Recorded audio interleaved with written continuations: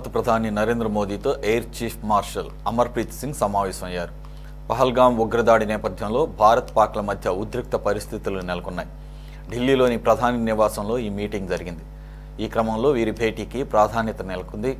అలాగే నిన్న navy chief మార్షల్తోనూ ప్రధాని సమావేశమయ్యారు. భారత్-పాక్ సరిహద్దులో ఉద్రిక్తతల నేపథ్యంలో త్రివిధ దళాలతో ప్రధాని మోదీ వరుస భేటీలు నిర్వహిస్తున్నారు.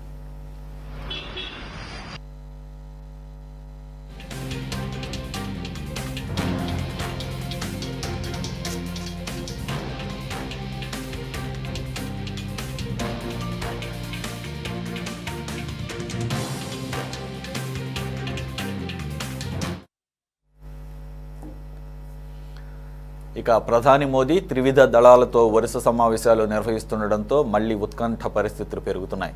రక్షణ సంస్థల్లో పనిచేసే ఉద్యోగులకు సెలవులు రద్దు చేయాలని సూచించారు. అలాగే తాను ఇప్పటికే రష్యా పర్యటనను రద్దు చేసుకున్నట్లు ప్రధాని మోదీ తెలిపారు. ఎలాంటి పరిస్థితులైనా సమర్థవంతంగా ఎదుర్కోవడానికి సిద్ధంగా ఉండాలని చెప్పినట్లుగా తెలుస్తోంది.